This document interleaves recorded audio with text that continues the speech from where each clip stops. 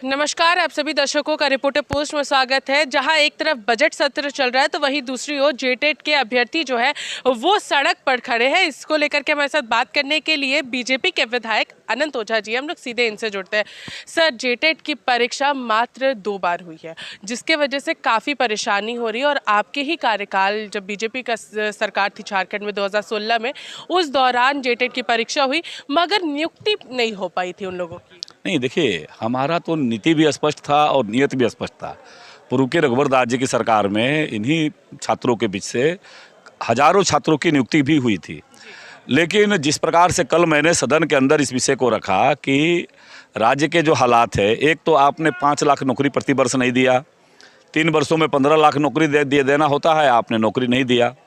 दूसरा, जब देने का बारी आया तो कभी आप कहते हैं खजाना खाली के बाद चर्चा करते हैं, कभी आप कोविड का बहाना लेते हैं, फिर कभी नियुक्ति वर्ष निकालते हैं और 32 का खतियान के आधार पर नियोजन की बात करते हैं और ऐसा नीति बनाते हैं ताकि वो जाकर के वो विधि सम्मत नहीं होने के कारण माननीय न्यायालय में वो निरस्त हो जाता है।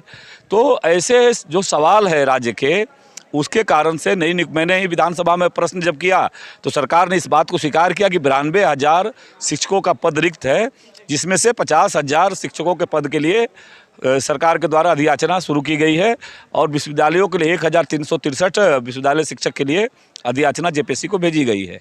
सवाल यही है कि सरकार की नीति और नियत स्पष्ट नहीं रहने के कारण आज राज्य के नौजवान, मैं बार बार इस बात को कह रहा हूँ कि राज्य के नौजवान सड़कों पर संघर्ष कर रहे हैं। कोई जेटेट के नाते कर रहे हैं, कोई अनुबंध कर्मी के नाम पर कर रहे हैं, कोई पहले से कार्यरत है उसको निष्कासित कर दिया गया है और पूरे प्रदेश के नौजवान राज्य के हर जिलों में इसी प्रकार का बाहरी भीतरी नियोजन, ये 32 इस प्रकार का नरगर प्रलाप करके युवाओं की हकमारी करने का काम सरकार ये लगातार कर रही है। सर, सरकार एक तरफ गिना रही है कि 50,000 शिक्षकों की नियुक्ति जो है वो सरकार कराने जा रही है। ये पहला राज्य होगा जहां पर 50,000 पद जो है शिक्षकों के लिए वो रखे जा रहे हैं।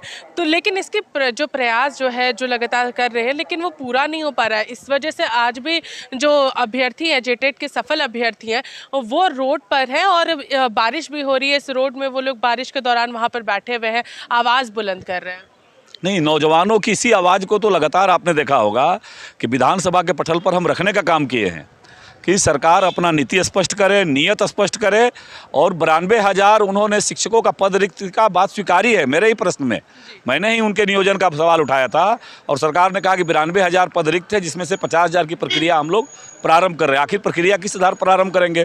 जब आपकी नीति स्पष्ट नहीं होगी, नियत स्पष्ट नहीं होगा तो निश्चित रूप से ये भी 50,000 इसी प्रकार का भेंट चढ़ जाएगा और ये 3 साल, 3.5 साल गुजारा कर लिए और 1 साल तक के अंदर जो है ये प्रक्रिया नहीं करेंगे, फिर नौजवानों को भ्रमित करने के लिए राज्य की जनता के बीच में जाएंगे।